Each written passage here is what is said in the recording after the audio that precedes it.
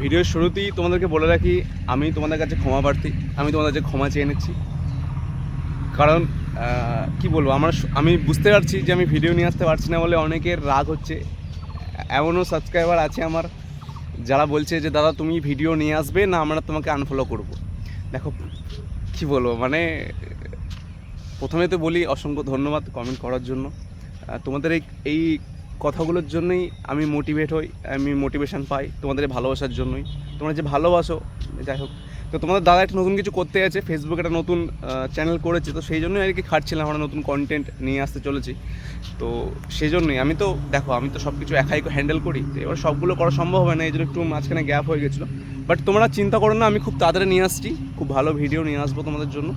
আর আমি একটা যে ভিডিওটা মেন উদ্দেশ্য করলাম, সেটা তো ভিডিও নিয়ে এলাম, দেখো তোমার কথা মতো ভিডিও নিয়ে এলাম, আমি কিছু মনে করো না, আমাকে ক্ষমা করে দিও।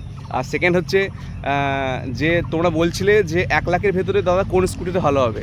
আমি একটাই স্কুটির নাম বলবো খুব ভালো 1 লাখের ভেতরে, টিভিএস জুপিটার। তোমরা টিভিএস জুপিটার নিতে পারো, খুব ভালো স্কুটি, ঠিক আছে? 1 লাখের ভেতরে তোমরা পেয়ে যাবে, খুব ভালো। তো তোমরা ওইদিকে যেতে পারো।